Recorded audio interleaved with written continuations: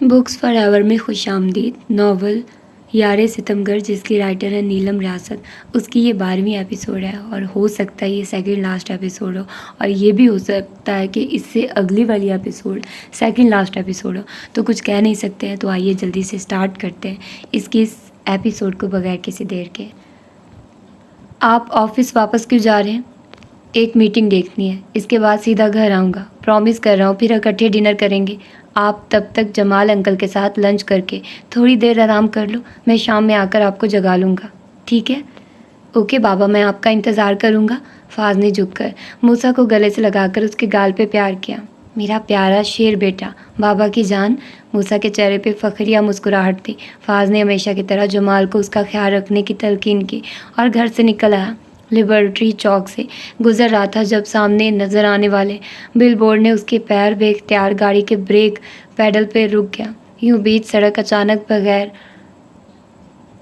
बगैर इंडिकेटर दिए रुकने से उससे पिछली गाड़ी उसकी कार में लग गई।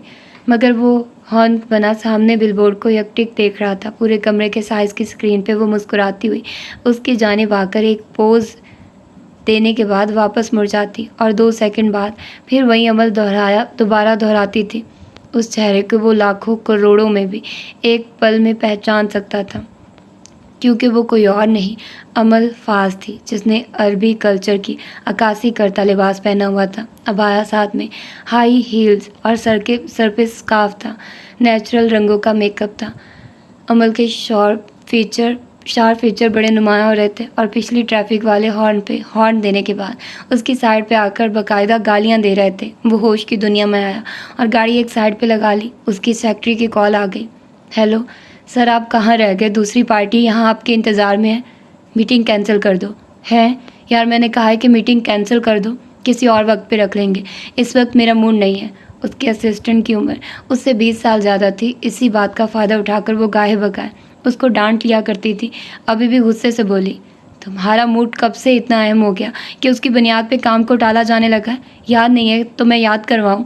मेरी बहन की आज वेडिंग एनिवर्सरी है, जिसकी पार्टी में जाने के लिए मैंने आज जल्द घर जाने की बात की थी और तुमने कहा आज हर हाल में ये मीटिंग होना ज़रूरी है। मैंने 2 घंटे ज़ाया करके दूसरी फर्म के लोगों को ऑफिस आने पर रजामंद किया। अब जब वो लोग आ गए, सारा इंतज़ाम हो गया, तो तुम्हारे मूड को कुछ हो गया। मैं यही कहूँगी, जो भी मौत पड़ी है उसको मीटिंग के बाद देख लेना। अभी जल्द से जल्द ऑफिस में नज़र आओ, वरना मेरा इस्तीफ़ा पहले से तैयार पड़ा है। फाज ने अपनी आंखें मसलते हुए अजियत से कहा, यार कौन सी मनहूस घड़ी थी जब मैंने तुम्हें नौकरी पे रखा था। तुम क्यों ये बात भूल जाती हो कि तुम मेरी असिस्टेंट हो, ना कि मेरी माँ। तुम अपनी बकवास किसी और वक्त पे डाल दो। अभी ऑफिस पहुँचो, तुम्हारे पास सिर्फ 14 मिनट है। मिसेस नवाब, आप मेरी तरफ से बरतरफ हैं। तुम्हारे इतने अच्छे नसीब नहीं है। मेरा कॉन्ट्रैक्ट अभी 2 साल बाकी है। हाँ, अगर मैं अपनी मर्ज़ी से नौकरी छोड़ना चाहूँ तो तुम मुझे रोक नहीं सकोगे। तुम मुझे सर दर्द दे रही हो। फ़ोन बंद करो, मैं आ रहा हूँ। फ़ोन बंद करने के बाद अगले 5 मिनट वो वहाँ से हिल ना पाया। नज़रें बिलबोर्ड पे चिपकी थी। ऑफिस आया तो मूड बहुत उदास था। सीधा मीटिंग रूम में गया। उसकी टीम और मुखालिफ पार्टियाँ आमने सामने बैठकर ज़रूरी कागजात दिखा रहे थे। उसने अपनी सीट संभाली, दूसरी कंपनी का सारा प्रपोजल सुना, जो एतराज़ात थे उनको खुलकर बता दिए। साइन होना बाकी थे जब उसकी असिस्टेंट ने शीशे के दरवाजे में मुंह देकर उसकी तवज्जो हासिल की। सर, आपसे मिलने के लिए कोई आया है? फाज ने सर उठाकर देखे बगैर कहा, इस वक्त मैं किसी से नहीं मिल सकता हूँ। मुझे घर जाना है। मूसा से वादा करके आया हूँ। जो भी है उसको कल सुबह का वक्त दे दो। वो तेज़ी से कलम चलाते हुए साइन करने लगा। महनाज ने फिर कोशिश की। सर, तुम वक्त देख रही हो? 6 बज रहे हैं। इस वक्त मैं किसी से नहीं मिलूँगा। क्लियर हो गया? अब जाओ। सर, मिलना ज़रूरी है। महनाज, तुम्हें क्या हो गया है? तुमने घर नहीं जाना है या कल का दिन नहीं चढ़ना है? क्यों मेरा और अपना वक्त बर्बाद कर रही हो? और ऐसी कौन सी अजीम हस्ती आ गई है जिसके लिए तुम मुझे इतना ज़ोर दे रही हो? महनाज ने उसके उकताए हुए तासुरात को देखते हुए बताया, क्योंकि मिलने के लिए आपकी बीवी आई हैं। फाज की सारी तवज्जो उस पर फोकस हो गई। उसको लगा गलत सुना है। फ़ौरन तस्दीक चाहिए। क्या? कौन? अमल आई हैं। फाज के चेहरे पे दुनिया जहां की सख्ती दर आई। दोनों हाथ सामने मेज़ पे रखे थे। सीधे हाथ में पेन पकड़ा हुआ था। गर्दन मोड़कर महनाज को संजीदगी से मुतनबा करती निगाहों से देखते हुए ठहरे हुए लहजे में बोला, ऐसे मजाक पे तुम अपनी नौकरी से हाथ भी धो सकती हो। जानती हूँ, मगर मैं मजाक नहीं कर रही हूँ। अमल आई है, उसको मैंने तुम्हारे ऑफिस में बिठाया। अगले लम्हे वो अपने कद से खड़ा हो गया। कयूम साहब, मेरी तरफ से साइन हो गया, प्रोजेक्ट आपको मिल गया, अब बाकी का काम मेरे लोग देख लेंगे, मुझे इजाज़त दें। कयूम के साथ हाथ मिलाकर लंबे मगर मुस्तहकम कदम उठाता हुआ वो मीटिंग रूम से निकलकर अपने ऑफिस की जानिब बढ़ गया। अपने ऑफिस का दरवाज़ा खोला और बुत बन गया। सामने वो दुश्मन जान अपने पूरे जमाल के साथ जलवा फरमाती, half white long straight trouser के ऊपर उसी रंग की लॉन्ग सूट जैकेट थी। उसके ट्राउज़र के नीचे से सफ़ेद जूतों की नोक नज़र आ रही थी। सफ़ेद स्कार्फ सर पे लेकर दोनों कंधों से नीचे को फेंका हुआ था। हाथ में सफ़ेद बैग था।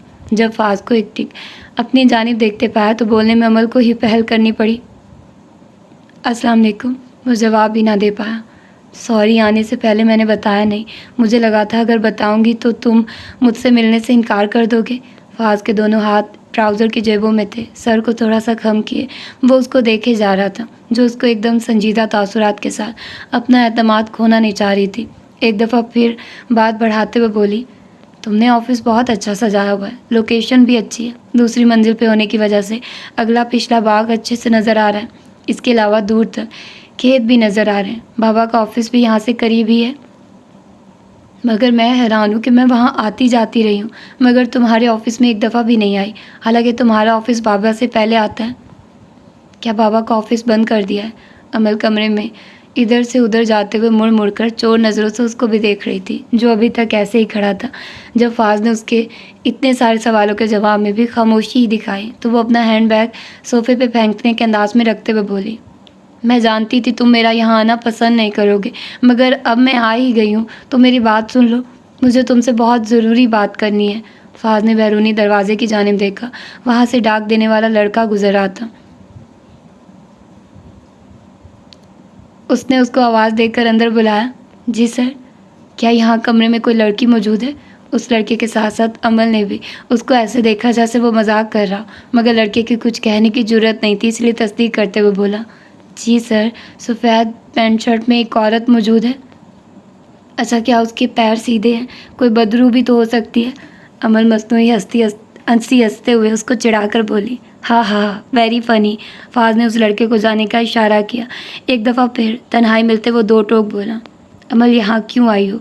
वो इतनी ज़्यादा नर्वस थी। लंदन से दुबई और फिर दुबई से लाहौर तक की फ़्लाइट में उसने लातादाद मरतबा ये लाइन दोहराई थी, ऐसे कहूँगी, इतने एतमाद से कहूँगी, मगर एकदम से बोल गई, मैं मूसा को लेने आई हूँ। दोनों जहाँ थे वहीं थम गए। फाज की आंखें फैल गई। अमल को लगा वो उसको ताने मारेगा। वो सारा सोच कर आई थी, जो कुछ कहेगा वो चुपचाप सुन लेगी। मूसा को पाने के लिए वो इतनी सी कुर्बानी तो दे ही सकती थी, मगर फाज ने उसको हैरान कर दिया। वो अपने डेस्क के पीछे जाकर बैठते हुए बोला, मूसा इस वक्त घर पे है, अगर तुम थोड़ी देर इंतज़ार कर लो, मैंने एक कॉल करनी, इसके बाद घर ले चलूँगा। अमल जल्दी से वजाहत देते हुए बोली, तुम शायद मेरी बात नहीं समझे हो। मेरा ख्याल है कि मैंने ठीक ही सुना है कि तुम मूसा को लेने आई हो। हाँ, मगर कोई 1-2 घंटे के लिए नहीं, हमेशा के लिए उसको साथ ले जाने को आई हूँ। फाज ने जेब में से मोबाइल निकाल कर स्क्रीन लॉक खोलते हुए आम से अंदाज में कहा, ठीक है। अमल उसके रद्द-ए-अमल पे शॉक्ड रह गई। तुम्हें कोई एतराज़ नहीं है? एक पल को उसकी आंखों में देखा, जो उसके डेस्क के बिल्कुल सामने खड़ी हैरान आंखों से उसको देख रही थी। वो उसी तरह आम से अंदाज में बोला, नहीं। अमल के माथे पे तेवरी चढ़ गई। फाज, मैं मूसा को अपने साथ लंदन ले जाने के लिए आई हूँ। मुझे वहाँ पे एक इंटरनेशनल एडवर्टाइजिंग कंपनी में मॉडल की जॉब मिल गई है। मैंने एक अच्छे एरिया में फ़्लैट किराए पे लिया है, जहाँ करीब में अच्छे स्कूल हैं, शॉपिंग स्टोर्स भी हैं। मैं और मूसा वहाँ रहेंगे। फाज ने अंगूठा उठाकर उसको दाद दी। Very good, best of luck. Amal ने दूसरे अंदाज में सोचा और फ़ौरन से कह भी दिया, ओह, तो आखिर तुम मुक्ता ही गए, फिर तो मैंने आकर तुम्हारा भला किया। अच्छा है, हम माँ बेटा एक तरफ हो जाएंगे, फिर तुम आराम से शादी करके अपना घर बसा लेना। फाज के हाथ थम गए। उसने हाथ में पकड़े फ़ोन सेट को देखा और दोबारा जेब में डालते हुए अपनी जगह से उठकर उसके पास आया। बिल्कुल उसके सामने रुककर उसकी आंखों में देखकर नरमी से बोला, जब हम यूके से वापस आ रहे थे तो मेरे बेटे ने एयरपोर्ट पे मुझसे सवाल किया था कि बाबा, क्या मम्मा हमारे साथ नहीं जाएंगी? मैं उसको कोई जवाब नहीं दे पाया था क्योंकि मेरे पास कोई जवाब था ही नहीं। मैं जानता हूँ वो तुम्हारे साथ वक्त गुजारना चाहता है, जो कि उसका हक है, और मेरे मन्नत करने के बगैर ही तुमने आकर उसको साथ रखने की बात की है, तो मैं क्यों एतराज़ करूँगा। मैंने उसको बहुत मोहब्बत दी है, मगर फिर भी वो माँ को याद करता है। मैं चाहता हूँ उसके पास माँ की यादें हों, इसलिए मैं अपनी मर्ज़ी से उसको तुम्हारे साथ भेज दूँगा। अमल ने आंखों की नमी छुपाने की खातिर नज़र झुका ली। फाज मेज़ पर से अपनी कार की चाबी उठाकर बाहर को जाते हुए बोला, आ जाओ, मैं घर तक ले चलता हूँ। मूसा तुम्हें मिलकर खुश होगा। वो अपने बैग को उठाने की बजाने बढ़ते हुए बोली, नहीं, इसकी ज़रूरत नहीं है, नीचे मेरी टैक्सी खड़ी है। वो चंद भी कुछ भी कह बगैर आगे आगे चल पड़ा। अमल उसके पीछे थी। दरमियान में चंद कदम की दूरी थी, इसलिए जब वो कुछ याद आने पर यकदम मुड़ा तो अमल उसके साथ टकराई। बहुत पुराना एक टकराव याद आ गया। फाज ने थूक निकला। अमल ने फ़ौरन दूर होकर उसको सवालिया नज़रों से देखा। सॉरी, मैं भूल गया, मैंने तुम्हें खाने पीने के लिए कुछ भी ऑफ़र नहीं किया। तुम्हारी बातों से लग रहा है एयरपोर्ट से सीधी इधर आई हो। भूख ना सही, प्यास तो होगी ही। क्या पियोगी? मैं मंगवाता हूँ। सॉरी, मेरे दिमाग से ये निकल गया, अमल ने कहा। यहाँ आने से पहले मैं घर पे अपना सामान छोड़ कर आई हूँ और इस वक्त मुझे ना भूख है ना प्यास है। मुझे बस मूसा से मिलना, उसको लेकर घर पे जाऊँगी। अकेली थी ना तो अंदर नहीं जा सकी, बाहर से ही वापस आ गई हूँ। फाज ने मज़ीद इस्तफ़ार नहीं किया। एक दफ़ा फिर चल पड़ा। फ़ोन निकाल कर नंबर मिलाया। लिफ्ट में वो अमल के साथ जाने का सोच करी इरादे को बदल गया। सीढ़ियों का रुख किया। हेलो, तुम ऐसा करो, 9 बजे की फ़्लाइट से लाहौर आ जाओ। मेरे पास तुम्हारे लिए बड़ा अच्छा सरप्राइज़ है। ईमान ने कई सवाल पूछ डाले, मगर वो सब टाल गया। किस बात की बेसब्री है? 2 घंटे की बात है। अपना जो भी सामान लेना है लो और टैक्सी पकड़कर एयरपोर्ट पहुंचो। तुम्हारी टिकट काउंटर पे दस्तयाब होगी। मैं महनाज से कहता हूँ अभी बुक करवा देगी। शाबाश, जो भी सर खाना है घर पहुंचकर खाना। अल्लाह हाफिज़। इतना कहकर उसने कॉल काट दी। दूसरा नंबर महनाज को मिलाया। मैडम, घर जाने से पहले एक आखिरी काम करती जाइए, ईमान की सीट बुक करवा दें। 9 बजे की फ़्लाइट से वो यहाँ हो। कॉल काटकर तीसरा नंबर मिलाया। तुम कहाँ हो? मैंने कहाँ होना है? वहीं हूँ जहाँ खाक छानने के लिए मुझे जनाब ने भेजा था। धूप में जल जल कर मेरा रंग गहरा सांवला हो गया। अगर कल को किसी ने मुझे ये कहकर रिश्ते से इनकार किया ना कि लड़का काला है, तो याद रखना मैंने रंग गोरा करने वाले टीके आपके खर्चे पे लगवाने हैं, क्योंकि फिशल वगैरह से जली हुई चमड़ी मज़ीद जल तो सकती है, सफ़ेद नहीं हो सकती है। फाज को आता देखकर चौकीदार ने दरवाज़ा खोल दिया। तुम पे टीके भी असर नहीं करेंगे बेटा, क्योंकि वो इंसानों के लिए बने हैं, गधों के लिए नहीं। समझ उधर ही है या घर के लिए निकल आया है? अभी निकलने वाले ही हैं। तुम भी उसके साथ गाड़ी में बैठो, डिनर मेरे साथ करो। नहीं जी, आज ऐसा मुमकिन नहीं है, क्योंकि आज मेरी मतवक्का ससुराल की तरफ खाने का एहतमाम है, इसलिए आप कल पे रख लें। हाँ हाँ, डिनर पे मिलते हैं, बाय। उसने फ़ोन बंद करके जेब में रखा और अपने मुलाजिम से बोला, उस टैक्सी को उसका किराया देकर फारिग कर दो। उसकी कार नज़दीक ही पार्क थी। उसने अमल के लिए दरवाज़ा खोला और रूटीन में जैसे माँ या मूसा के लिए फ्रंट पैसेंजर सीट का दरवाज़ा खोलता था, अभी भी वहीं किया। फिर ख्याल आया वो शायद मेरे बराबर ना बैठे, मगर अमल बैठ गई। दूसरी तरफ से आकर उसने अपनी सीट संभाली। अभी वो कार को ड्राइववे से निकाल कर रोड पे भी नहीं लाया था कि ब्लूटूथ पे घर के नाम से नंबर की बेल बजने लगी। उसने कार की स्पीड कम करके कॉल ले ली। हाँ जी। कार में मूसा की आवाज़ उभरती सुनकर अमल के दिल की धड़कन तेज़ हो गई। पापा, आपने कहा था आप जल्दी वापस आ रहे हैं। मैं रास्ते में हूँ, 20 मिनट में आपके पास होऊंगा। आपको कुछ चाहिए? पापा, दादू की कॉल आई थी, वो कह रही थी मूसा तुम फ्रूट सैलेड ज़रूर खाया करो। रोड पे दोनों तरफ देखकर गाड़ी को सड़क पे डालते हुए वो मूसा की बात पे हंस रहा था। दादू ने ये भी कहा होगा कि मूसा बस बिस्मिल्लाह फ्रूट चाट वालों का बना सैलेड ही खाना। मूसा की सरगोशी सुनाई दी। जमाल अंकल बाबा को पता चल गया है, अब क्या बोलना है? फाज खुलकर हंसा। जमाल साहब, आप खुद भी मुझे बता सकते हैं कि सैलेड खाना है। नहीं सर, असल में अच्छा नहीं लगता ना मेरा यूँ मुंह फाड़ कर फरमाइश करना, मगर अब क्या करें, वो दुकान है ही आपके ऑफिस के पास। अगर यहाँ पास में होती तो मैं खुद दिन के वक्त जाकर ले आता। सलाद आ जाएगा। और कुछ? नहीं जी, और कुछ नहीं। हाँ, वो मरियम बीबी की कॉल आ रही थी, आपका पूछ रही थी, कह रही थी आपका नंबर नहीं मिल रहा है। माज ने माथा मसला। ओह फॉर गॉड सेक, उनका नेटवर्क कितना तेज़ है। अच्छा भाई, अब अगर उसकी कॉल आए, कॉल ना उठाना। उसने कॉल काटकर महनाज का नंबर मिलाया। जैसे ही दूसरी तरफ से जवाब मिला, वो छूटते ही बोला, मरियम को क्या बताया? वो भी डरे बगैर बोली, यहीं की अमल आ गई है। फाज गुस्से से बोला, अपना सामान पैक करो, तुम जॉब से फारिग हो। तुम क्या निकालोगे, मैं खुद छोड़ती हूँ। इतने बकवास तरीन औकात हैं, हर बंदा 4 बजे घर पहुँच जाता है, मैं रात के 6-7 तक यहाँ पे खज्जल हो रही होती हूँ। कल से मत आना। वो BBC पूरे ख़ानदान को कॉल्स मिलाकर हेडलाइन दे चुकी होगी और अभी 2 घंटे बाद सारे मेरे सर पर सवार होने को पहुंच जाएंगे। तुम्हें अल्लाह उठाए। हाँ, फिर तुम माँ बनकर मेरे बच्चों की रुखसती करना। कर दूंगा। बदतमीज़ इंसान, लापरवाह औरत। महनाज के जवाब देने से पहले ही फाज ने कॉल काट दी। अमल की तरफ देखे बगैर उससे बोला, ख़ानदान का सामना करने के लिए तैयार हो जाओ। बहुत बड़े बड़े हमले होने हैं। मैं कोशिश तो करूँगा कि वो तुम्हारी शामत ना बुलाए, मगर ऐसा होना बहुत मुश्किल है। मैं उन लोगों से नहीं डरती हूँ, बुरा भला ही कहेंगे ना। तो पहले कौन सा मेरी शान में कसीदे बोले जाते थे, पहले भी तो सुनती ही थी, अब भी सुन लूँगी। वो नज़र फेर कर खिड़की से बाहर लाहौर की रौनकी देखने लगी।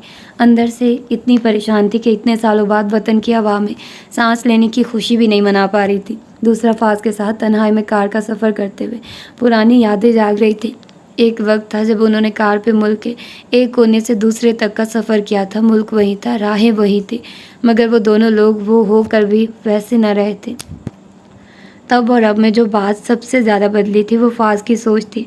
फाज एक बदला हुआ इंसान था, क्योंकि अगर ये वो वाला फाज होता तो कभी भी अमल के मूसा को ले जाने वाले मुतालबे पे इतनी आसानी से ना मानता, ना ही उसको घर वालों के बातों से बचाने की ऑफ़र करता। गाड़ी में महसूस की जाने वाली खामोशी थी। उसने कार फ्रूट सलाद वाली दुकान के बाहर रोकी। अंधेरा छाना शुरू हो चुका था। उसकी मौजूदगी को महसूस करते ही एक 15-16 साल का लड़का ऑर्डर लेने के लिए आ गया। अस्सलाम वालेकुम भाई, आज मूसा क्यों नहीं आया है? वालेकुम अस्सलाम, क्योंकि मैं घर के बजाय सीधा ऑफिस से आया हूँ। मूसा घर पे है। क्या लेना पसंद करेंगे? 10 प्लेटें फ्रूट सलाद की पैक कर दो और मैंगो शेक के 2 गिलास अभी ले आओ। अमल उस लम्हे को कोस रही थी जब वो उसके साथ फ्रंट सीट पे बराजमान हो गई। पीछे होने से दरमियान में कुछ फासला तो होना था ना। फाज उसकी मौजूदगी को महसूस करते हुए खुद को बेनियाज महसूस करवा रहा था और वो उसके चेहरे को देखने की ख्वाहिश को दबा रही थी। एक औरत ने अमल की साइड पे नॉक किया। वो अपने ध्यान में थी, इसलिए डर कर उछली, जबकि अधेड़ उम्र औरत उससे कहने लगी, भाजी अज़ार बंद ले लो, खालिस पशम के बने हुए हैं, रंग ख़राब नहीं होगा, ना ही टूटते हैं, इनकी लंबाई भी ठीक है, 1000 के 5 हैं। अमल को अम्मू की याद आ गई। वो हमेशा मार्केट जब रात को आइसक्रीम वगैरह खाने के लिए आती, इस तरह चीज़ें बेचने वालों से अशिया ख़रीद लेती थी। अमल अक्सर उनसे उलझ पड़ती थी कि अम्मू इन चीज़ों का म्यार इतना अच्छा नहीं होता है, आप क्यों ले लेती हैं? उस पर अम्मू नरमी से कहती, मैं इस इंसान के जज्बे की कदर कर रही हूँ जो मांगने की बजाय मेहनत कर रहा है, हलाल कमा रहा है। आज माँ की याद ताज़ा करते हुए माँ की नखरेली बेटी ने शीशा नीचे गिराया और मुस्कुराकर उस औरत से बोली, मैं ले लूँगी, मगर मुझे 20 रुपये कम करें। फाद ने उसकी मुस्कुराती हुई आवाज़ पर चौंक कर उसकी जानिब देखा था। अगर आप 20 रुपये कम करेंगी तो मैं 5 पैकेट ख़रीद लूँगी। वो औरत खुशी से मुस्कुरा दी। ठीक है बेटी, तुम 20 रुपये कम दे दो। खुशी खुशी उसने 5 पैकेट गिनकर एक थैले में डालकर अमल के जाने बढ़ा दिए। अमल ने थैला पकड़ लिया और अपने बैग की जिप खोलकर पैसे निकालने लगी तो याद आया कि उसने तो अभी तक करेंसी ही नहीं बदलवाई थी। उसने परेशान होकर फाज की जानिब देखा, मुँह पे हाथ रखकर बोली, हाय मेरे पास तो पैसे ही नहीं है। फाज उसकी परेशानी पाम कर अपनी मुस्कुराहट न रोक पाया। उसने अपनी ट्राउज़र की दाएं जेब से पैसे निकालकर दूसरे हाथ पे रखकर एक 5000 का नोट अमल की तरफ बढ़ाया। अमल ने शर्मिंदगी से वो पैसे लिए। मैं तुम्हें वापस कर दूंगी, वो बोला। हाँ प्लीज़ याद से वापस करना, पैसों के साथ साथ बाकी सब कुछ भी लौटा दो तो मेहरबानी होगी। अमल ने उससे डर कर उसके चेहरे को गौर से पढ़ना चाहा, मगर तभी लड़का शेक लेकर आ गया। फाज उसकी तरफ मुतवज्जे हो गया। अमल ने उन खातून को पैसे दिए। वो पैसे लेकर बोली, क्या टूटे हुए नहीं हैं? तुम मेरी पहली गाहक हो, मेरे पास खुले पैसे नहीं हैं। अमल उसका हल निकालते हुए बोली, आप ऐसा करें ना, मुझे पैसे वापस करने की बजाय इसके हिस्से का 1000 बंद दे दे। उस औरत ने खुशी खुशी उसके मशवरे पे अमल किया और उसको 1000 बंद देकर खुशी खुशी आगे चली गई। फाज ने अमल का गिलास उसकी तरफ बढ़ाया। अमल ने गिलास लेने के लिए हाथ आगे किया। दोनों की उंगलियां हल्की सी मस हुई। अमल अनजान बन गई। फाज मज़ीद संजीदा हो गया। दोनों ने एक साथ अपने अपने गिलास में पड़ा पाइप मुंह में रखा। फाज ने लंबा सा घूंट भरा, जबकि अमल ने थोड़ा सा सिप लेकर सांस ली। सलाद वालों ने ऊंची आवाज़ में म्यूज़िक लगाया हुआ था। तेरे नाम हमने किया है जीवन अपना सारा सनम, प्यार बहुत करते हैं तुमसे, इश्क है तू हमारा सनम। अमल ने फाज की जानिब से रुख ही मोड़ लिया। तेरे इश्क ने साथिया मेरा हाल क्या कर दिया। फाज को अच्छा लग गया, बुरी तरह खांसने लगा। अमल ने गर्दन मोड़कर उसकी तरफ देखा, जबकि उदित नारायण कह रहा था, गुलशन भी अब तू वीराना लगता है, हर अपना हमको बेगाना लगता है। हम तेरी यादों में खोए रहते हैं, लोग हमें पागल दीवाना कहते हैं। तेरे बिना नामुमकिन है ज़िंदगी का गुजारा सनम। फाज की जानिब फूलों के गजरे लिए एक बच्चा आया। फाज ने पहले तो उसको इग्नोर किया, मगर वो उसका रेगुलर कस्टमर था, इसलिए बच्चा वहाँ से हिलने को तैयार ना हुआ। शीशा खटखटाता रहा। आखिर फाज को शीशा नीचे करना ही पड़ा। तुम इशारा नहीं समझते हो, आज फूल नहीं लूँगा, बच्चे ने हैरानी से कहा। तुम अजीब आदमी है, जब अकेला आता है तो तुम फूल ज़रूर खरीदता है, अब आज साथ में फूल पहनने वाली बैठी हुई है तो कहता है फूल नहीं लेना है। वो बेतकल्फ़ी से अमल से पूछने लगा, तुम फाज भाई का क्या लगती है? फाज को एक दफ़ा फिर अचूक लगा। अमल बोली, मैं इसकी वो लगती हूँ जिसका नाम सुनकर ही इसको गौता लग जाता है। वो बच्चा ज़ोर से हंसा। फाज ने टिश्यू से अपना मुंह साफ किया और बताते हुए बोला, ये ईमान बाजी की बड़ी बहन है। वो लड़का हैरत से बोला, तुम डॉक्टर का बड़ी बहन है? अमल ने सर इस बात में लाया, जिस पे वो मज़ीद बोला, तुम पहले कभी क्यों नहीं आया? क्या तुम शादीशुदा है? अमल इस बच्चे की इतनी बेतकल्फ़ी पे हैरान होते हुए बताने लगी, क्या तुम मूसा को जानते हो? वो खुशी से बोला, मूसा तो अपना यार है, अपना जिगर है, मैं उसकी माँ हूँ। लड़के का हैरत के मारी मुंह खुल गया। वो फाज से पूछने लगा, उस्ताद क्या ये सच कह रहा है? फाज खुद अमल के जवाब पे हैरान था, मगर फिर भी सर इस बात में लाकर उसकी तस्दीक कर दी। फिर तुम आज से पहले यहाँ क्यों नहीं आया है? क्योंकि तुम्हारा फाज भाई मुझे साथ नहीं लाता था, आज ज़बरदस्ती आई हूँ। उस्ताद क्या तुम इतना जालिम मर्द है यार? एक मिनट, अगर ये मूसा का माँ और तुम मूसा का बाप है तो इसका मतलब ये तुम्हारा बीवी है? उसके अंदाज पे अमल की हंसी छूट गई, जबकि फाज बस उसका चेहरा देख कर रह गया। भाभी ये लो, ये फूल तुम्हारे लिए है, मैं ये तुमको बेच नहीं रहा हूँ, बल्कि तुम्हारे लिए मेरा तोहफा है। अमल ने आगे को झुककर उसके हाथ से फूल लिए तो अमल का कंधा फाज के सीने को छू रहा था। वो सीधी होते हुए बोली, बहुत शुक्रिया, फूल बहुत प्यारे हैं। सारी कार मोती और गुलाब की खुशबू से महक उठी। अमल ने गजरे नाक के आगे रखकर लंबी सी सांस अंदर ली, फिर उस लाल गालों और बलोची टोपी वाले 11-12 साल के बच्चे से बोली, ये लो, अब तुम ही मुझे ये पहना भी दो। वो मुस्कुराहट छुपाते हुए सर नफ़ी में हिलाकर इर्द गिर्द देखने लगा। अमल हंसी, तुम शर्मा रहे हो? वो मज़ीद लाल होते हुए बोला, लड़कियों को फूल उनका शौहर पहनाता है या बॉयफ्रेंड, तुम्हारा शौहर साथ है, उसको बोलो तुम्हें फूल पहनाए। ये नहीं पहनाता है ना, तभी तो तुमसे कह रही हूँ, तुम मेरे बॉयफ्रेंड बन जाओ, तुम तो पहना सकोगे ना। वो लड़का हंसते हुए अपने दोनों कानों को हाथ लगाने लगा। तौबा तौबा, तुम कैसी बातें करता है, मैं तो कभी भी गर्लफ्रेंड नहीं बनाऊंगा। क्यों? क्योंकि मेरे बड़े भाई ने बनाई थी ना, तो मेरी माँ ने उसको रोटी वाले चिमटे से मार मार कर कमरे में रोटी दिए बगैर बंद कर दिया था। चलो ना फाज भाई, तुम कैसा मर्द है, अपनी बीवी को फूल पहनाओ ना यार। फाज जानता था वो सिर्फ उस बच्चे के साथ होने वाली गुफ्तगू को एंजॉय करने की वजह से बात को तुल दे रही थी, फूल पहनने की ख्वाहिश न रखती थी, इसलिए वो खामोशी से जूस पीता रहा। जबकि अमल मजीद बोली, वो मुझे फूल कभी नहीं देता है, बस अपनी गर्लफ्रेंड को देता है। भाई तुम्हारी भी कोई गर्लफ्रेंड है, कभी देखी है? नहीं नहीं भाई, यहाँ पे हमें अकेला आता है या मूसा और डॉक्टर बाजी के साथ आता है। भाई बाजी को फूल पहनाओ, मैं तस्वीर बनाता हूँ, फिर वो तस्वीर तुम इस पर लगाना अपना इंस्टाग्राम पर। अमल हंसते हुए बोली, तुम्हें सब पता है, बड़ी पहुंची हुई चीज़ हो। मैं 2 साल से हर रोज़ रात को फूल बेचता हूँ, इतने लोगों को देखकर सब सीख गया हूँ। जो आदमी फूल लेकर फ़ौरन से लड़की को पहना देता है ना, वो उसका शौहर नहीं होता। जो शौहर है ना, उनकी औरत खुद हाथ आगे करती है, ये ले फूल डाल दे, वो मुँह बना कर पहनाता है, जबकि गर्लफ्रेंड वाले खुशी खुशी फूल पहना कर तस्वीरें भी वहीं ले लेते हैं। अमल के साथ साथ फाज भी मुस्कुरा पड़ा। भाई फूल डालो यार। फाज ने अपना हाथ आगे बढ़ाया। वो जानता था अमल इनकार कर देगी, बात ख़त्म हो जाएगी, मगर अपनी जगह हर चीज़ जैसे थम सी गई जब अमल ने अपना नरम हाथ उसकी फैली हथेली पर रख दिया। अमल भी एक पल के लिए गड़बड़ा गई। उसको फूल पकड़ाने के बजाय अपना हाथ उसके हाथ पे कैसे रख गई। फाज ने उसका हाथ दबाकर छोड़ दिया, फूल लिया और उसकी कलाइयों पे एक एक गजरा डाल दिया। अमल ने अपना सीधा हाथ हिलाया, मगर लम्स की तपिश रूम में महसूस हो रही थी। वो लड़का थोड़ी देर मज़ीद रुका, फिर एक नई कार के आने पर वहाँ से हट गया। उनका ऑर्डर तैयार होकर आ गया, वो भी घर को रवाना हो गए। एक दफ़ा फिर खामोशी का राज हो गया, जैसे वक्ती तौर पे नाज ने तोड़ा, फाज ने तोड़ा। तुम्हें एयरपोर्ट से कॉल करनी चाहिए थी, मुझे नहीं तो शहरी को कर लेती या कम से कम समद को ही बुला लेती। हम में से कोई चला जाता या ड्राइवर भेज देते। इस तरह अकेले टैक्सी पे आना महफूज नहीं है। अमल धीरे से बोली, अपने काम खुद करने की आदत हो गई है, इसलिए किसी को मदद के लिए बिला वजह बुलाना अजीब लगता है। मैं चाचू के ड्राइवर को कॉल कर दूंगा, कल सुबह वो अपनी ड्यूटी पर आ जाएगा। अमल ने हैरत से पूछा, क्या अभी के बाद उनको नौकरी से निकाल दिया गया था? नहीं, बस जगह बदल दी थी। ऑफिस में फीमेल स्टाफ को पिक एंड ड्रॉप देते हैं, तो वो कौन करेगा? उसके लिए बहुत से लोग हैं। ना भी हुआ तो कोई नया ड्राइवर रख लूँगा, मगर घर पे तो काबिल एतबार आदमी ही चाहिए। वैसे मैं बस एक हफ्ता ही रुकूंगी, इस दौरान खुद भी ड्राइव कर लूँगी। खामोशी का वक्फा आया, फिर अमल ने पूछा, ईमान मुझसे नाराज़ है, क्या वो मुझसे मिलेगी?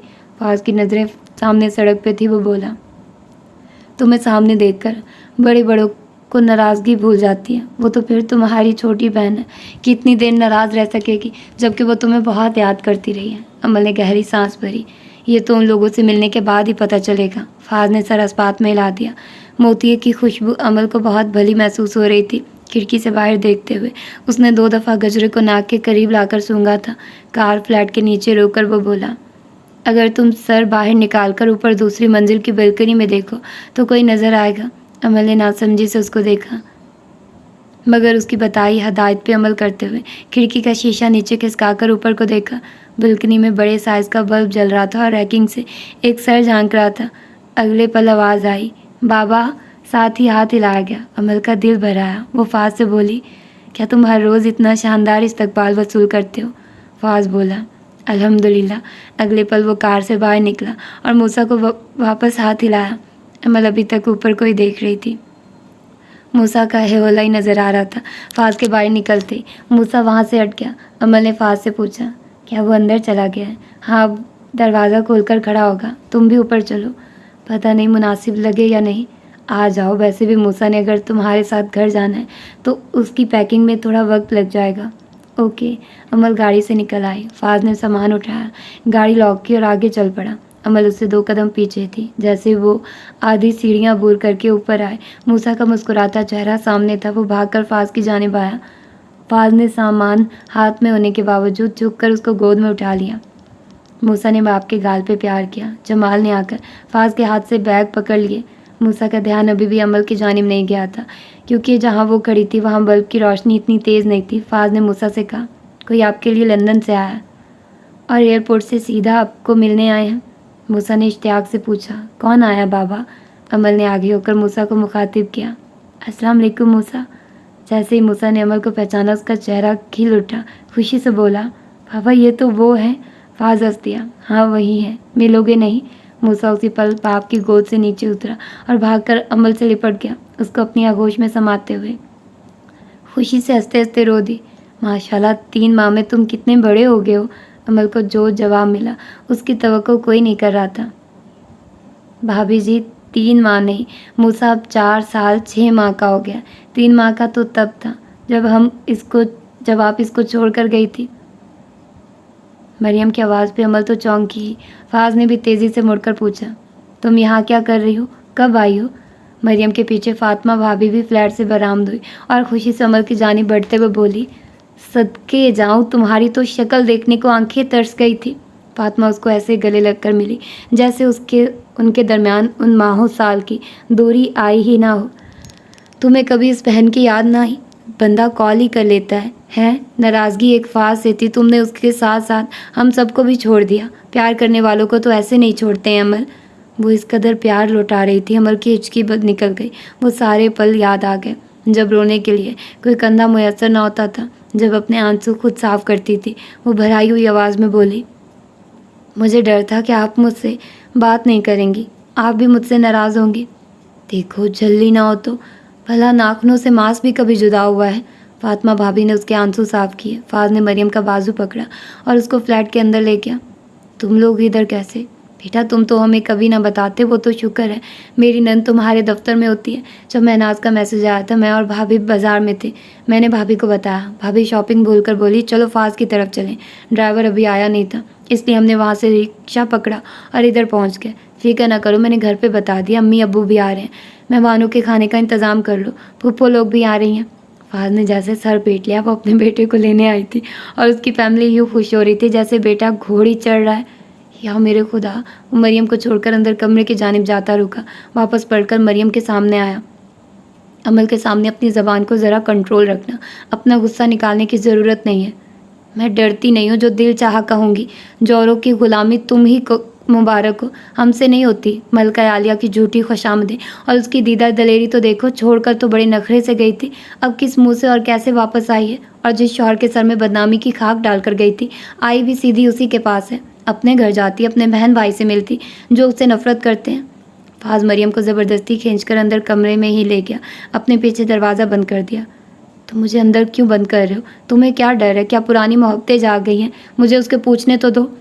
आखिर वो किस हक से मूसा को गले लगाकर प्यार कर रही है? बिल्ली के बच्चे जितना था जब ये उसको इग्नोर करके अपने शौक पूरे करने निकली थी। वो चौक में उसकी फ़ोटो लगी हुई है, यही सब ये चाहती थी। तो अब वापस क्यों आई है? फाज ने अपने चेहरे पे हाथ फेरा। वो वापस नहीं आई है, मरियम ने ताज्जुब से पूछा। इसका क्या मतलब है? मतलब सादा है यार, वो मेरे लिए नहीं आई है, ना वो मेरे पास आई है, वो फ़कत अपने बेटे से मिलने के लिए आई है। मरियम तो तब भी गई। कौन सा बेटा? तुम्हें हो क्या गया? तुम कैसी बातें कर रहे हो? उसका बेटा होता तो वो उसको छोड़ कर क्यों जाती? तब तो वो दिन रात तुम्हारा बेटा करती थी। पिछले 5 साल से वो तुम्हारा बेटा था।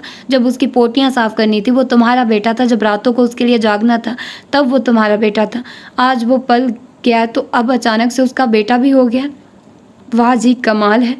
फहद ने सोचा, अमल के मूसा को मिलने पर इतना वावेला कर रही है। अगर जो उसको बता दूं कि वो मूसा को इंग्लैंड ले जाने को आई है तो ये क्या करेगी? सख्ती इख्तियार करते हुए बोला। मरियम, मैं मानता हूँ तुम मुझसे और मूसा से बहुत मोहब्बत करती हो, इसके लिए मैं तुम्हारा शुक्रगुजार हूँ और मुझे भी तुमसे उतना ही प्यार है। मगर मैं तुम्हें अपनी ज़ाती ज़िंदगी में मदाखलत की इजाज़त नहीं दूंगा, बल्कि किसी को भी कुछ कहने की इजाज़त नहीं होगी। वो उसके पास थी या नहीं थी, मगर है तो उसकी माँ और ताहयात रहेगी। ये हकीकत ना तुम बदल सकती हो ना मैं बदल सकता हूँ। अगर बात एक तरफा सिर्फ अमल की चाहत की होती कि वो मूसा से मिलना चाहती है, मैं तब भी उसको मिलने से ना रोकता। अब तो बिल्कुल नहीं रोकूंगा जब मुझे इल्म है कि मेरा बेटा भी उससे मिलना चाहता है। मरियम ने उसको गुस्से से देखा और पूछने लगी, क्या तुम वही फाज हो जो कहता था मुझे कहीं मिल जाए मैं उसको गोली मार दूंगा? तुम वही हो या कोई और हो जो कहता था मैं जब तक उसको कत्ल न कर लूँ चैन नहीं पाऊंगा? जिसने अपने बड़े भाई पर इसलिए हाथ उठाया था कि उन्होंने उस औरत की मदद की थी। तुम भाई की जान लेने के दर पे आ गए थे। तुमने घर छोड़ दिया। पूरा 1.5 साल तुमने अपने बड़े भाई से कलाम नहीं किया था। ये सारी बातें तुम भूले होगे। मुझे अभी तक याद है कैसे सारे गांव में, सारे ख़ानदान में हमारी बदनामी हुई थी। लोग हमारी पीठ पीछे हम पे थूकते थे कि उनकी बहू भाग गई है।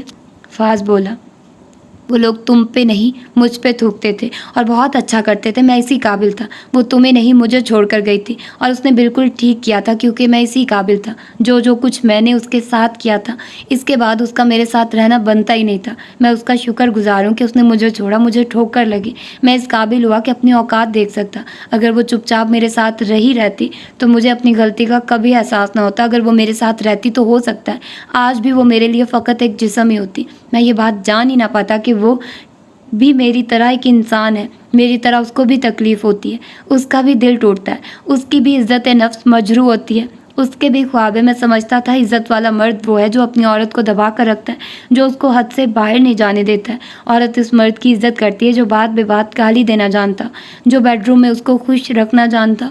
मगर मुझे पता चला मैं गलत था। इज़्ज़त उस मर्द की होती है जो औरत की इज़्ज़त करने वाला हो। मैं तो औरत की इज़्ज़त खुद ही नहीं करता था, माशरे में उसको क्या इज़्ज़त दिलवाता?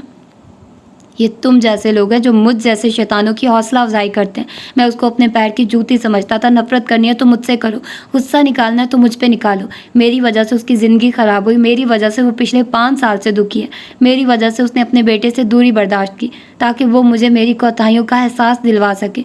उसने मुझे बहुत सी बातों में गलत साबित कर दिया। मैं समझता था जब लड़कियां घर से निकलती हैं तो ख़राब हो जाती हैं। मैं समझता था एक औरत अपने मर्द को सिर्फ दूसरे मर्द के लिए ही छोड़ती है। मगर अमल ने मुझे हर बात में गलत साबित कर दिया। ये इस कदर मजबूत औरत है कि मुझे फ़ख्र है कि ये मेरे ख़ानदान की लड़की है। ये 4 साल से एक मादर पदर आज़ाद माशरे में अकेली रह रही है, मर्दों के साथ नौकरी करती आई है, मगर कोई उसके किरदार पे उंगली नहीं उठा सकता। उसकी ज़िंदगी में मेरे अलावा और कोई मर्द नहीं आया है। अगर ये चाहती तो मुझसे खुला लेकर शादी कर चुकी होती। अब तक तो इसके 2 बच्चे और हो गए होते। इस वक्त अपने शौहर और बच्चों के साथ खुशियों मगन ज़िंदगी जी रही होती। पैसे की तो उसके पास न कल कमी थी न आज कमी है। वो 2 मिनट की खामोशी के बाद आहिस्तगी से बोला, हम अपने रस्म व रिवाज के नाम पर अपनी बहन बेटियों बीवियों के पर काट कर सकते हैं कि हम उनको महफूज कर रहे हैं। हम उनको इस बात की इजाज़त नहीं देते कि वो खुलकर हमारे सामने अपनी ख्वाहिशात का इजहार करें, बल्कि हम उनको इस बात की इजाज़त देते हैं कि वो अपने अंदर एक बहुत बड़ा कब्रिस्तान बना लें, जहाँ वो अपनी जायज़ ख्वाहिशात और हसरतों को दफनाती रहें। हम उनको सिर्फ इस्तेमाल करना जानती हो इस सब का नतीजा क्या निकल रहा है? मुआशरे में बेएतबारी और बेबसी बढ़ रही है, जो मिलकर बेहिसी को बढ़ा रही है। हम अपनी बेटियों को आला तालीम दिलवा रहे हैं, मगर इसलिए नहीं कि हम उनको एम्पावर करें, उनको जदीद स्किल सिखाएं ताकि ये नए जहां दरियाफ्त करें, नई टेक्नोलॉजी ईजाद करें, बल्कि इसलिए दिलवा रहे हैं ताकि अच्छी जगह रिश्ता हो जाए। और एक बात जो मैंने देखी है वो भला क्या है? लड़कियां आला तालीम याफ्ता जो शादी से पहले नौकरी करती हैं या नहीं, शादी के बाद उनके शौहर उनको फ़ोन रखने की इजाज़त नहीं देते हैं। क्यों? क्योंकि फ़ोन रखने से बहू बीवी ख़राब होती है, अपने घर वालों को चुगलियाँ लगाती है। अब वो लड़की जो 25-26 साल इतने वक़ार के साथ जी हो, उसको इस उम्र में आकर ये सुनने को मिले कि फ़ोन रखने से ख़राब हो जाएगी, तो क्या वो अंदर से अपने शौहर की इस बात को तस्लीम करेगी? क्या इस बात से उनका रिश्ता मजबूत होगा? मरियम बोली, तुम न जाने किस ज़माने की बात कर रहे हो। आज कौन फ़ोन के बगैर रहती है? मुँह दिखाई में आईफ़ोन मिलते हैं। फाज बोला, तुम्हें ही मिला होगा, मुझे तो नहीं मिला था। तुम शादी के लिए हाँ तो करो मेरी जान, एक छोड़ो 2 फ़ोन मिल जाएंगे। मेहरबानी, अपने लिए फ़ोन मैं खुद ही ख़रीद लूँगा, शादी तुम अपने शौहर की करवा लो। मेरा शौहर कौन सा छड़ा छांट घूम रहा है, उसकी रोटी पक रही है, शादी तो वो करे जो बावर्ची के हाथ के खाने खाता है। तुम अपने जैसे मशवरे अपने पास रखो और अब यहाँ से निकलो और जाकर मूसा की पैकिंग कर दो। क्यों? मूसा कहाँ जा रहा है? अपनी माँ के साथ अपने ननियाल जाएगा। वहाँ जाने की क्या ज़रूरत है? उसको बोलो गाँव चले, अब आ ही गई है तो ससुराल में रहे। मेरा उस पर कोई हक नहीं है जो मैं उसको हुक्म सादिर करता फिरूं। उसको अपने घर जाने दो ताकि 2-4 दिन वो बहन भाई इकट्ठे रह लें। चलो शाबाश, मूसा का सामान पैक करके लाओ। मरियम नाक चढ़ाकर कमरे से निकल गई। फाज ने गांव का नंबर मिलाया, उसके भतीजे ने कॉल उठाई थी। फाज ने उसको पैगाम दिया, दादो से कहना फाज कह रहा है इस वक्त लाहौर आने की ज़रूरत नहीं है, आना हो तो कल सुबह को आ जाइए। मरियम ने अमल को गले ज़रूर लगाया था, मगर उसमें फातिमा भाभी वाली गर्मजोशी नहीं थी। अमल के ज़हन में फाज की बातें घूमती रही। कमरे का दरवाज़ा नीम हुआ था। दोनों बहन भाई में होने वाली गुफ्तगू अमल के साथ साथ जमाल और भाभी फातिमा ने भी सुनी थी। मरियम अभी मूसा की चीज़ें बैग में डाल ही रही थी जब समद उनको लेने आ गया। शायरी भी साथ था। अमल को देखकर दोनों ही हैरान हुए, क्योंकि फैमिली ग्रुप से वो भी मैसेज पढ़ चुके थे। शायरी ने बहन को दोनों बाजुओं के घेरे में लेकर अपने साथ लगाकर ज़ोर से भेंचा। अपने बेड पे टांगे लटकाकर बैठा फाज फ़ोन पे इस्लामाबाद से आने वाली परपाज के औकात चेक कर रहा था। वो शायरी के गले मिल रही थी।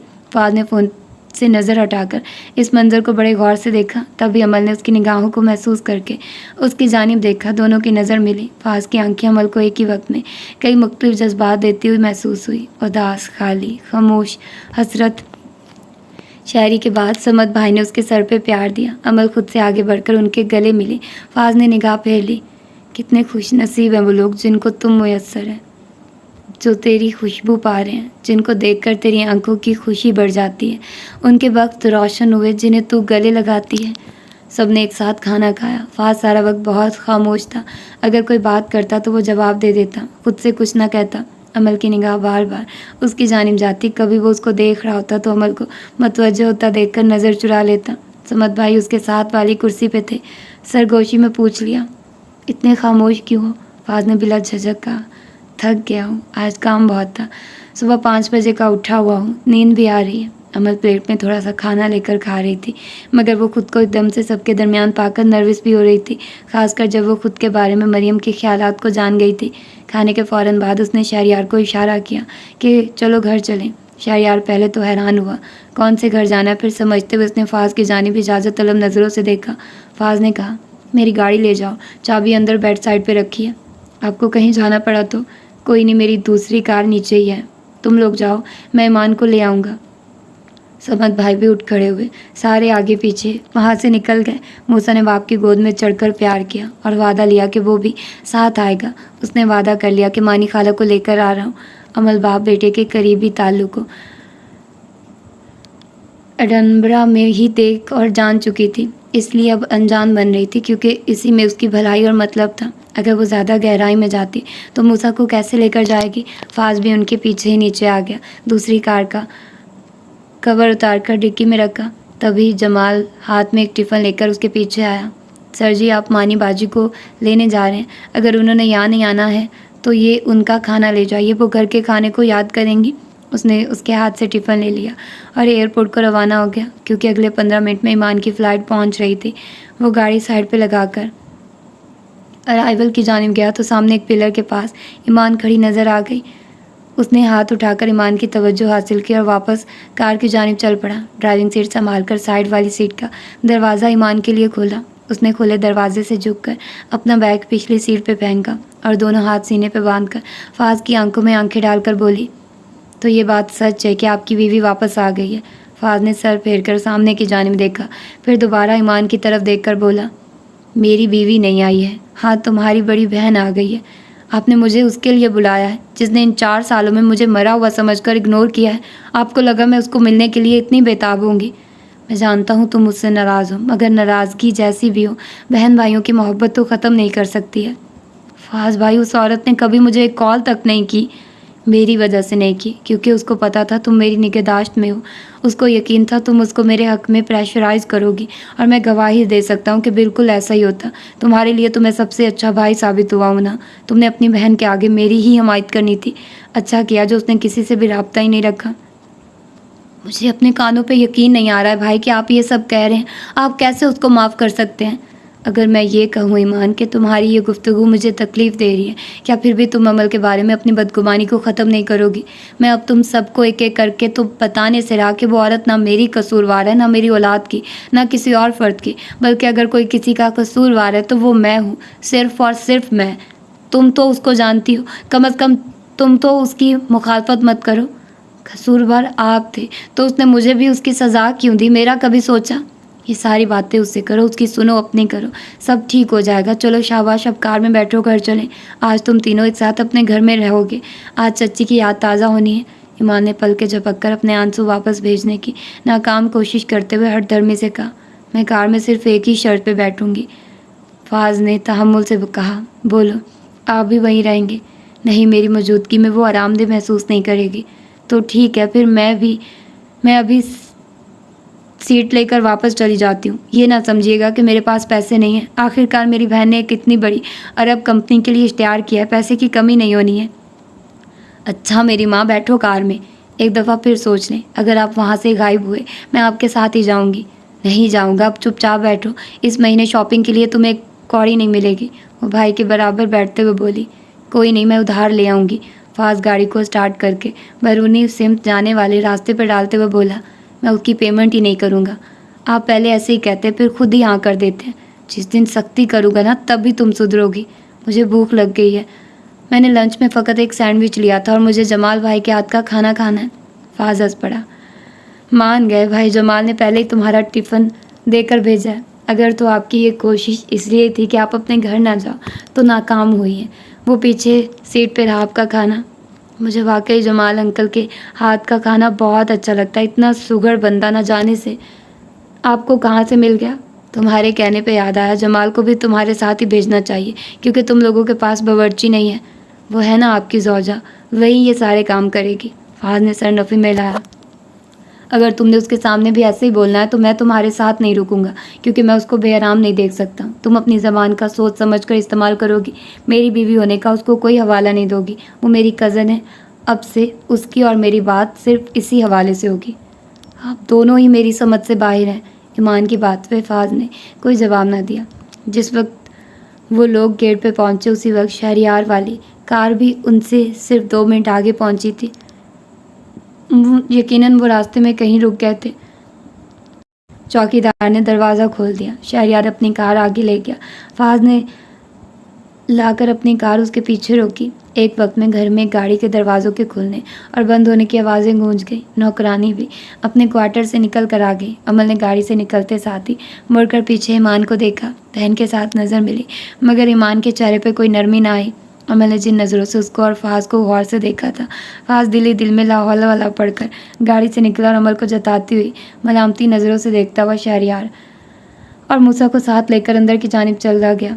अमल ने शर्मिंदगी से उसके पीछे देखा, फिर वापस ईमान की जानिब मुतवज्जो हुई जो अब गाड़ी से निकल आई थी। अमल ने पहल की, मैं जानती हूँ तुम मुझसे नाराज़ हो। अच्छी बात है, वरना मुझे बताने पर एनर्जी वेस्ट करनी पड़ती। अमल 2 कदम उसकी जानिब आई। ईमान 2 कदम पीछे हट गई। मेरे करीब आकर झूठा प्यार जताने की हरगिज़ ज़रूरत नहीं है। जहाँ प्यार हो वहाँ लफ्ज़ों से सफाइयाँ और तसल्लियाँ नहीं देनी पड़ती हैं। मैं यहाँ सिर्फ फाज भाई के मजबूर करने पर आई हूँ, क्योंकि उनकी कोई बात टालना मेरे बस में नहीं है। उनके मुझ पे बहुत बड़े एहसानात हैं। जो काम मेरे बहन भाई के करने के थे वो भी उन्होंने किए हैं। मुझे माफ़ कर दो। ईमान ने उसको गुस्से से देखा। अगर इतना आसान होता है माफ़ करना तो चले कर देती हूँ। मैं आपको माफ़ किया, क्या बदले में आप फाज भाई को माफ़ कर सकेंगी? इसीलिए आज हम 4 साल बाद मिल रही हैं। मुझे इल्म था तुम हर फ़ोन कॉल पे उसका मुकदमा लड़ोगी, क्योंकि तुम मेरे एहसासात को समझ ही नहीं सकती हो। ईमान, किसी को ज़बरदस्ती किसी इंसान के हक़ में नहीं किया जा सकता। अगर कोई अपने ताल्लुक़ में एक गैप ला रहा है तो उसको उसके हाल पे छोड़ दो। अगर ताल्लुक़ में दम हो तो वो खुद को खुद ही बचा लेता है। किसी रेस्क्यू ऑपरेशन की ज़रूरत नहीं पड़ती है। तुम फाज को अपना केस खुद लड़ने दो। मुझे बस इतना बता दो, क्या तुम मुझे गले लगकर मिलोगी या मुझे अभी मज़ीद तरसना है? उसकी आखिरी बात पे ईमान के आंसू भर आए। अमल ने आगे बढ़कर उसको गले लगा लिया। दोनों बहनें रोने लग गई, मगर इतना शुक्र हुआ कि रोने के बाद मतला साफ हो गया। अमल ने उसको छेड़ा, डॉक्टर साहिबा आप तो कितनी बड़ी हो गई हैं। जी जनाब, एक दिन डॉक्टर के कोर्ट में देखेंगी। बस कुछ साल की खजल खराबी बची है। अमल ने आंसू हाथ की पुश्त में जज़ब किए। अम्मा बहुत खुश होंगी, ईमान रंधी आवाज़ में बोली। वो खुश हैं, मुझे ख्वाब में मिलती हैं तो हर दफ़ा मुस्कुरा रही होती हैं, मगर मेरा उनके बगैर दिल नहीं लगता। अब तो लाहौर अपना घर ही नहीं महसूस होता है। मैं यहाँ महीनों बाद आती हूँ, वो भी अगर कोई चीज़ लेनी हो, वरना इस घर का खाली सहन काट खाने को दौड़ता है। अभी भी यूँ लगता है ना जाने किस वक्त अम्मू किचन से निकल आए, अभी कहीं से आवाज़ दे दें। मैं तो उनकी आवाज़ सुनने को तरस गई हूँ। अमल ने एक दफ़ा फिर उसको अपने साथ लगा लिया। खामोश आंसू निकल रहे थे। उसकी कमर सुलाते हुए बोली, अल्लाह किसी दुश्मन को भी यतीमी का गम ना दे। बंदा बड़ा अकेला हो जाता है, कोई आपकी खबर नहीं लेता। इंसान साए से निकलकर कड़ी धूप में खड़ा हो जाता है। ज़िंदगी के तमाम रंग मानित पड़ जाते हैं। अम्मू के बगैर इन 4 सालों में किसी ने ईद नहीं दी, किसी ने दुआ नहीं दी, किसी ने ये नहीं कहा तुम बुरी भी हो मगर हो तो मेरी ना। किसी ने सीने की गर्मी में छुपाकर दुनिया की फ़िक्रों से आज़ाद नहीं किया है। अभी का सर पे से हाथ उठा है तो समझ आया बेसरोसमानी क्या होती है। दोनों को शहरी के वहाँ आने की खबर ना हुई। जब उसने दोनों बहनों के गिर्द अपनी बाहें फैलाए, दोनों पहले चौंक गई, फिर तीनों मुस्कुरा दिए। अमल बोली, मोटे हो गए हो, दौड़ वगैरह नहीं लगाते हो? शहरी ने बालों को हाथ से सेट करते हुए सामने खिड़की के शीशे में खुद को देखकर कहा, फाज भाई मुझे एक टांग पर नचा रहे हैं। ईंटों वाली भट्टी लगाई हुई है, उसका सारा काम मेरे पे डाल दिया है। इंचार्ज हूँ, कई दफ़ा तो खाना खाने का भी होश नहीं रहता है। समद भाई तो कल मुझे कह रहे थे कि बाहर बर्गर पिज़्ज़े खाकर जो पेट निकला हुआ था अब 7 लग गया है। जब तुम अडनबरा में मिले थे तब तो तुम्हारा पेट नहीं था। हाँ, वहाँ से आने के बाद पूरा महीना हवेली में केबल के आगे लेटकर और खाते हुए गुजरा था। वो तो फाज भाई पीछे पड़ गए, वरना मैंने अब तामुल किया। इंग्लिश क्या किसी सैनमे की फिल्म नहीं छोड़नी थी। गनीस बुक ऑफ रिकॉर्ड में तुम्हारे भाई का नाम आना था। अमल शफकत से मुस्कुरा दी। शायरी बोला, अपनी सुनाओ। वाह भाई, लिबर्टी चौक में ये बड़ा सा बिल बोर्ड लगा हुआ है, प्यारी लग रही हो, पहली नज़र में पहचानी भी नहीं जाती हो। हाँ, अरबी लुक में मेकअप किया गया है, इसलिए अलग है। वो झिझकते हुए बोली, तुम लोगों को बुरा तो लगा होगा। ईमान बोली, नहीं, अब हमने इतनी ठोकरें खाकर एक चीज़ तो सीख ही ली है। अगर कोई जायज़ तरीके से कुछ करना चाहता है उसको करने दिया जाए। चलो अंदर चले, मूसा से तो मैं अभी मिली ही नहीं हूँ। वैसे भी अमल, तुमने पूरे कपड़े पहने हुए थे, सर ढांपा हुआ था, इस पे तो किसी को भी एतराज़ नहीं होगा। अबाया पहना था, वो भी स्किन टाइट नहीं था। जबकि पाकिस्तान के हर ब्रांड की तस्वीर पे मॉडल हो या आम जिंदगी में लड़कियों के पहनने ओढ़ने का तरीका एक चीज़ बहुत आम की जा रही है। फैशन के नाम पर औरतें नंगी पिंडलियाँ लेकर घूम रही होती हैं। शायरी एकदम बोला, हाँ यार मानी, मैं भी उस दिन टीवी शो में देखकर सोच रहा था कि यार ये क्या बात हुई। मीडिया का तो अल्लाह ही हाफिज़ है, मजाल है जो किसी चैनल ने रेटिंग से निकल कर कंटेंट का सोचा। खैर मट्टी पाओ। अमल, तुम फाज भाई को यहाँ से जाने का मत कह देना, उनको मैं ज़बरदस्ती अपने साथ लाई हूँ। अगर वो गए ना तो मैं भी उनके साथ ही चली जाऊँगी। अमल ने आंखें घुमाई। जी बहन, मेरी मजाल के मैं मेहमान से कोई बेअदबी करूँ? शायरी शरारत से बोला, ये कैसे उनको कुछ कह सकती है, आखिर ये भी तो उनके घर में रुकी थी। ईमान हैरत से बोली, कब? जब फाज भाई पिछली दफ़ा यूके गए थे। है क्या तब इन दोनों की मुलाकात हुई थी? बड़े मिसने हो तुम लोग, मुझे तो ना बताया। शहरी बोला। जिस तरह फाज दुखी वापस आया था, मैंने तो जानबूझकर कभी जिक्र ही नहीं किया था। वैसे बाजी जी, आपने वापस आकर बहुत अच्छा किया। बातों के दौरान वो लोग अंदर आ गए। अमल ने जानबूझकर इस वक्त ये बात न खोली कि वो सिर्फ 1 हफ्ते के लिए आई थी। जब जाने का वक्त आएगा तब देखी जाएगी। फिलहाल तो वो बहन भाई के साथ वक्त गुजारना चाह रही थी। अंदर आए तो फाज और मूसा को दीवार पर लगी तस्वीरों के सामने खड़े पाया। मूसा बाप से पूछ रहा था, अगर ये नाना जान है तो ये कौन है? ये भी नाना जान ही है। यहाँ वो आपके बाबा की उम्र के थे और दूसरी जगह वो थोड़े ज़ईफ़ हो चुके हैं। और बाबा नाना जान के साथ कौन है? क्या ये मैं हूँ? नहीं, ये मैं हूँ। मूसा ने हैरत से आंखें फैलाकर पूछा। क्या सच बाबा? क्या यहाँ पे आप मूसा की उम्र के हैं? हाँ जी, तकरीबन, या शायद 1 साल बड़ा हूँ। बाबा जी, ये कौन है? ये आपकी मम्मा है। She is looking twin. जी, क्योंकि यहाँ पे वो सिर्फ 2 साल की थी। मानी ने पीछे से जाकर मूसा को उठा लिया। मेरा जानू तो मुझसे मिला ही नहीं है। हैं? मानी खाला, आपको पता है जमाल अंकल और मैं तोते खरीद रहे हैं। बाबा ने भी इजाज़त दे दी है। वो तो ठीक है, मगर आपकी बिल्ली तोते को खा जाएगी। नहीं, बाबा कहते हैं वो बड़ा सा पिंजरा ला कर देंगे। बिल्ली को उस पिंजरे के अंदर जाने की इजाज़त नहीं होगी, ना तोते को बाहर आने की इजाज़त होगी। शारी बोला, मगर वो तो बहुत ज़्यादा शोर करते हैं। तुम लोगों का फ्लैट तो चिड़ियाघर बन जाएगा। फाज ने उस बड़े प्यार से कहा। मूसा, शहरी मामू हमें अपने जैसा समझ रहे हैं। उनको बताओ कि हमारा घर चिड़ियाघर बस तभी लगता है जब ये वहाँ सोफे पर पसर कर दिन रात टीवी देखता है। आमतौर पर वहाँ इंसान ही रहते हैं। अमल ने उनको तहाइफ दी। मूसा के लिए ज़्यादा चीज़ें नहीं थी, जिस पर अमल के मुंह से निकल गया। मूसा का सारा सामान मैं उसके कमरे में सेट करके आई हूँ। जब ये वहाँ जाएगा तो सब देखकर बहुत खुश होगा। मानी चौंकी। शहरी शायद पहले से ही ये सब तवक्को कर रहा था। ईमान को अमल का इरादा जानकर बहुत सदमा हुआ। तुम मूसा को लेने आई हो, ऐसा तुम सोच भी कैसे सकती हो? अमल ने चोर नज़रों से फाज की जानिब एक नज़र देखा, जिसका एकदम से सारा फोकस टीवी की जानिब हो गया। ईमान, इसमें इतना हैरान होने वाली क्या बात है? मूसा मेरा बेटा है, वो मेरे साथ रह सकता है। हाँ, रह सकता है। पाकिस्तान में रहो ना, जहाँ उसका बाप भी उसके पास हो। जो बच्चा सारी उम्र, एक दिन क्या चंद घंटे से ज़्यादा कभी बाप से दूर नहीं हुआ, उसको तुम एकदम से 7 समंदर पार उसके बाप से दूर ले जाने की बात कर रही हो। उसके बाप को जब कोई एतराज़ नहीं है तो तुम्हें क्या मसला है? फाज भाई को मसला क्यों नहीं होगा?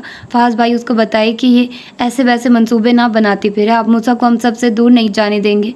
प्लीज़ मानी, तुम खामखा की बहस शुरू ना करो। फाज ने इजाज़त दे दी है। मैं फ़िलहाल पाकिस्तान शिफ्ट नहीं हो सकती हूँ। मेरी नई जॉब है, मुझे मुख्तलिफ मुल्कों में जाना पड़ सकता है, मगर ज़्यादा काम यूके का है। भाई, आप इसको कैसे इजाज़त दी है? मानी के बराह रास्त पूछने पर फाज बोला, ये माँ है, जितना हक मेरा है उससे दुगना उसका है। अगर ये उसको साथ लेकर जाना चाहती है तो मैं मना नहीं करूँगा। हद हो गई है भाई। क्या आपने ये फ़ैसला लेने से पहले ताई अम्मी वगैरह से पूछा है? वो कभी भी इजाज़त नहीं देंगी। माना ये माँ है, मगर हम सब के साथ भी तो जाती है। हम कैसे मूसा को इतनी दूर जाने दें? फाज समझाते हुए बोला, देखो अम्मा के सामने ऐसी इमोशनल बातें मत करना। उनको समझाना वैसे ही मुश्किल साबित होना, और यूके कौन सा दूर है। मूसा हर 6 माह बाद आकर मिल जाएगा। मैं खर्चा भेजकर मंगवा लिया करूँगा, या हम खुद चले जाया करेंगे। सैर सपाटा भी हो जाएगा, और तुम्हारी तो वैसे भी अब मैं शादी कर रहा हूँ। हो सकता है तुम्हारा शौहर यूके में ही रहने चला जाए, फिर मूसा के साथ मिलती रहना। ईमान गुस्से से बोली, भाई मुझे तसल्लियाँ दे रहे हैं ये खुद को। आज तक कभी मूसा को अपने बगैर गाँव रुकने की इजाज़त तो दी नहीं, उसको यूके भेजने चले हैं। ईमान अपनी जगह से उठी। अमल के लाए तोहफे अपनी गोद से उठाकर सोफे पर डालते हुए अमल को देखकर बोली, अगर तुम हमें नए तरीके से तकलीफ से दो चार करने आई हो ना, तो तुम ना ही आती तो अच्छा था। हो सकता है एक दिन हमें सब्र आ ही जाता। इतनी बात कहकर वहाँ से चली गई। शारी बोला, मैं उसको देख कर आया। बहाना बनाकर वो भी खिसक गया। अमल का चेहरा सुर्ख हो रहा था। फाज ने झुकी गर्दन से आंख उठाकर उसको देखा और बोला, मैं जानता हूँ तुम बहुत मजबूत इरादों की मालिक हो। अगर फैसला ले चुकी हो तो इन लोगों की बातें तुम्हें मुतासिर नहीं करेंगी।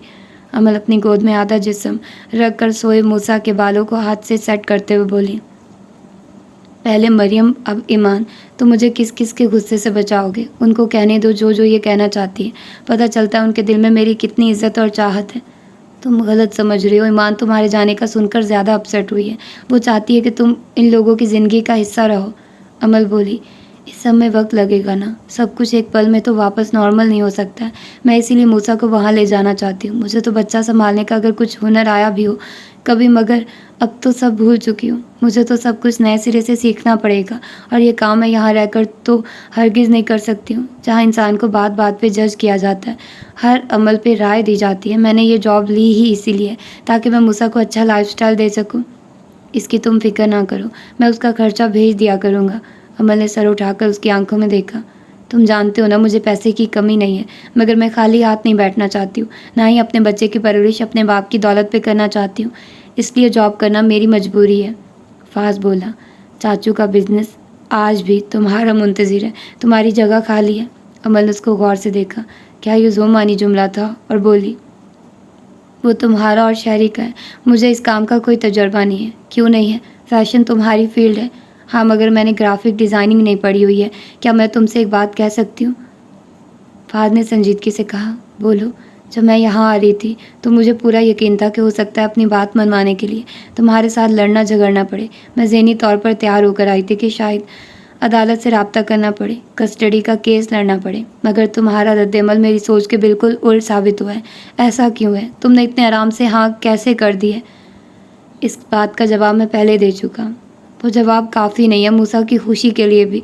जाने देते तब भी तुम ये शर्त रख सकते थे कि मैं मूसा को देने को तैयार हूँ, मगर तुम रहोगी यूके में। फाज का लहजा मज़ीद ठंडा और संजीदा हो गया और बोला, मुझे किसी ने सिखाया है, ज़बरदस्ती किसी के फ़ैसले तब्दील नहीं किए जा सकते हैं। दूसरा, मुझे लालच भी है।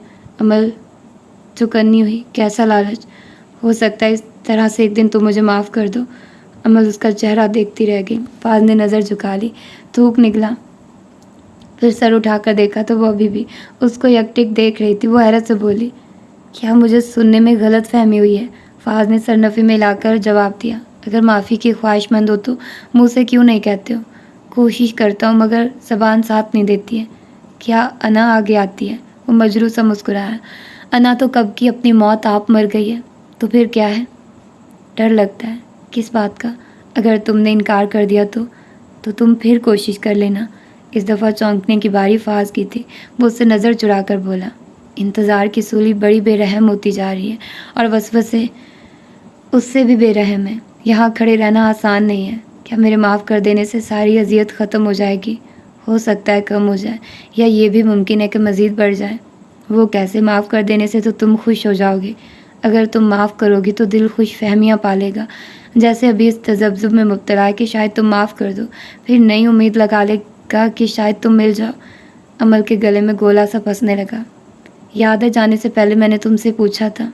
हाँ, तुमने कहा था, क्या तुम्हें नहीं लगता कि तुम्हें मुझसे माफ़ी मांगनी चाहिए? वो सवाल तुमने बंद कानों से किया था, जहाँ तुम्हारी आवाज़ ही ना पहुँच पाई। फिर आज किस चीज़ की माफ़ी चाहिए? फाज ने नम आंखों से उसकी नज़रों में देखा। दोनों के दरमियान काफ़ी फासला था। वो डबल सोफ़े पे थी और वो कमरे के दूसरे कोने में पड़े सिंगल सोफ़े पे बराजमान था।